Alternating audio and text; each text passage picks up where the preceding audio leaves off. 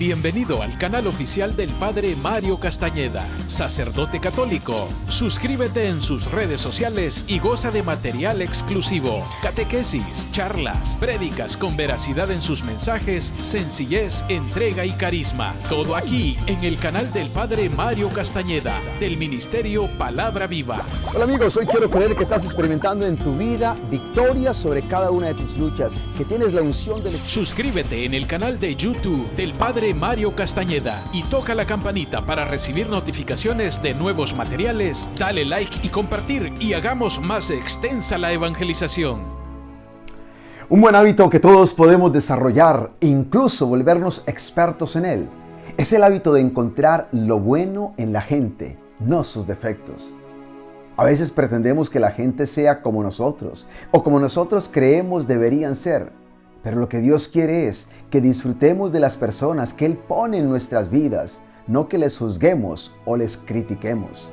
Si hoy de pronto te encuentras conviviendo al lado de personas que tienen costumbres o hábitos diferentes a los tuyos, aprende a apreciar las diferencias, porque ¿sabes algo? Dios les ha hecho a ellos seres únicos, como también tú eres un ser único. Cuando aprendemos a aceptar esas diferencias, entramos en el mejor camino para convivir unos con otros en paz, en armonía y en felicidad. Dale gracias a Dios por lo que tú eres y dale gracias a Dios por lo que las otras personas son, porque así nos ha hecho el mismo Dios. Hoy el Evangelio está tomado de San Marcos en el capítulo 9, del 14 al 29. Dice la palabra de Dios: Cuando regresaron a donde estaban los discípulos, los encontraron rodeados de una gran multitud, y algunos maestros de la ley discutían con ellos. Al ver a Jesús, todos corrieron a saludarlo, llenos de admiración. Él les preguntó: ¿qué están ustedes discutiendo con ellos? Uno de los presentes contestó: Maestro, aquí te he traído a mi hijo, pues tiene un espíritu que lo ha dejado mudo. Donde quiera que se encuentra, el espíritu lo agarra y lo tira al suelo, y echa espuma por la boca, le rechina los dientes y se queda tieso. He pedido a tus discípulos que le saquen ese espíritu, pero no han podido. Jesús contestó: gente sin fe, ¿hasta cuándo tendré que estar con ustedes? ¿Hasta cuándo tendré que soportarlos? Traigan acá al muchacho. Entonces llevaron al muchacho ante Jesús.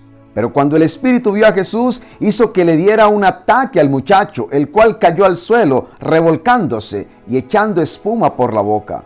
Jesús le preguntó al padre: ¿desde cuándo le sucede esto? El padre contestó: desde que era niño. Y muchas veces ese espíritu lo ha arrojado al fuego y al agua para matarlo. Así que si puedes hacer algo, ten compasión de nosotros y ayúdanos. Jesús le dijo: ¿cómo que si puedes?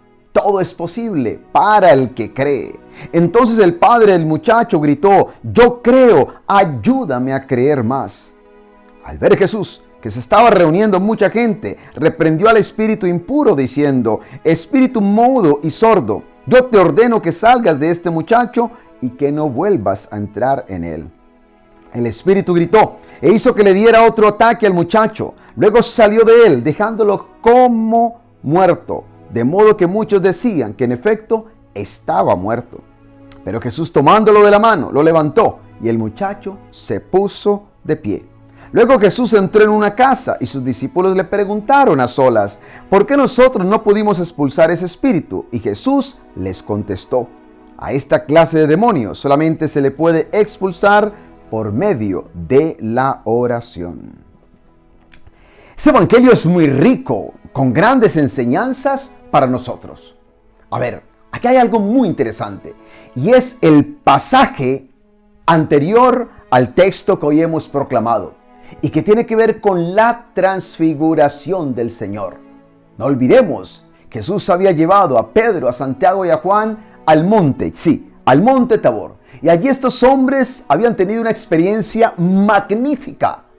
Habían visto a Jesús transfigurado. Habían estado allí en compañía de Moisés y Elías. Esto era una experiencia única en sus vidas.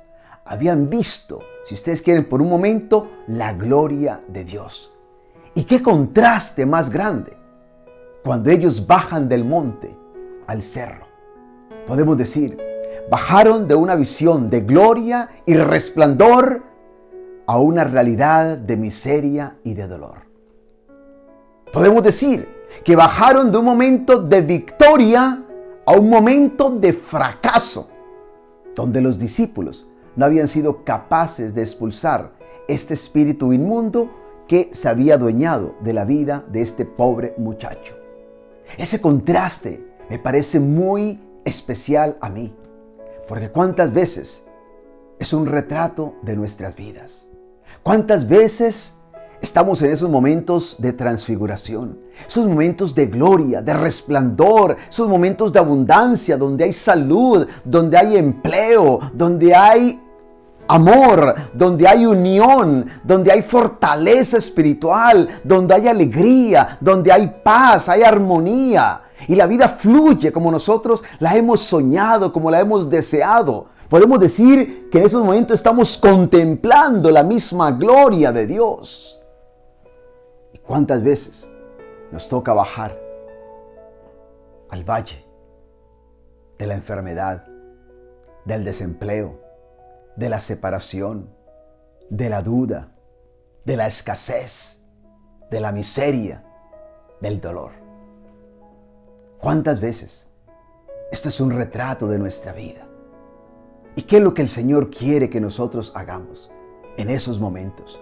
Que recordemos lo que sucedió arriba, en la montaña. Lo que Dios quiere es que en esos momentos, cuando estamos en el valle del dolor, recordemos esos momentos de resplandor, donde hemos visto la misma gloria de Dios, donde hemos visto su fidelidad, donde hemos contemplado su abundancia, donde hemos visto que el Señor ha actuado en favor de nosotros. Con cuánta facilidad olvidamos la grandeza de Dios y lo que Dios ha hecho en favor de nosotros. No podemos pretender estar siempre arriba en el monte, en la montaña, en la cima. Muchas veces Dios nos exige que bajemos. El mismo Jesús tuvo que vivir esa realidad. Él tuvo que bajar un día. De hecho, Él bajó del cielo, de ese trono de gloria, a un valle de dolor y de miseria como es este mundo. Y se hizo uno como nosotros. Y tuvo que enfrentarse a la miseria, y al dolor, al rechazo, y a todo lo que implica ser una persona, un ser humano. No es pretender estar siempre arriba, es saber qué hacer cuando estamos abajo. Y es allí donde tenemos que demostrar de qué estamos hechos. Es allí donde tenemos que demostrar nuestra fe y nuestra confianza absoluta en Dios. Y creer que Él está con nosotros arriba, en esa montaña de gloria, pero también baja con nosotros a ese valle de dolor. A veces creemos que Él está con nosotros solo en la abundancia y nos deja en la escasez. No, Él está con nosotros en todo momento. Cuando hay salud, pero también cuando hay enfermedad. Cuando hay unión, pero también cuando hay separación. En cualquier momento de nuestra vida o circunstancia, Dios siempre está ahí con nosotros y para nosotros. ¡Qué contraste más interesante! La gente, dice el Evangelio, al ver llegar a Jesús se asombraron y corrieron a Él. Unos dicen que no esperaban la llegada de Jesús, pero hay una explicación que a mí me encanta. Y es que les dicen que la gente corrió hacia Jesús porque todavía veían en Él ese resplandor de la transfiguración, de su gloria. Qué hermoso retrato de Jesús. Esto nos recuerda un pasaje también muy interesante en el Antiguo Testamento acerca de Moisés, después de Dios entregar las tablas en el monte. ¿Sí? Recordemos lo que dice la palabra de Dios. Y esto lo encontramos en el libro del Éxodo, en el capítulo 34. ¿Sí? Dice la palabra de Dios en el versículo 29, que después bajó Moisés del monte Sinaí, llevando las 2 tablas de la ley. Pero al bajar del monte no se dio cuenta de que su cara resplandecía por haber hablado con el Señor. Su cara resplandecía por haber hablado con el Señor. Seguramente que en este momento también el rostro de Jesús resplandecía, claro. No solo había hablado con el Padre. Él era Dios. Él era Dios. Allí se reveló la gloria de Dios. en su Hijo Jesucristo. Él era Dios. Y la gente podía ver ese hermoso resplandor, ese destello de gloria, de majestad. Y eso es lo que pasa en nosotros cuando nos acercamos a Dios, cuando hemos estado en contacto con Dios, cuando entramos en relación con Dios, cuando nos dejamos transfigurar por Él, cuando nos dejamos transformar por Él. La gente puede ver ese brillo en nosotros. Y la gente corre muchas veces hacia nosotros. ¿Sabes por qué?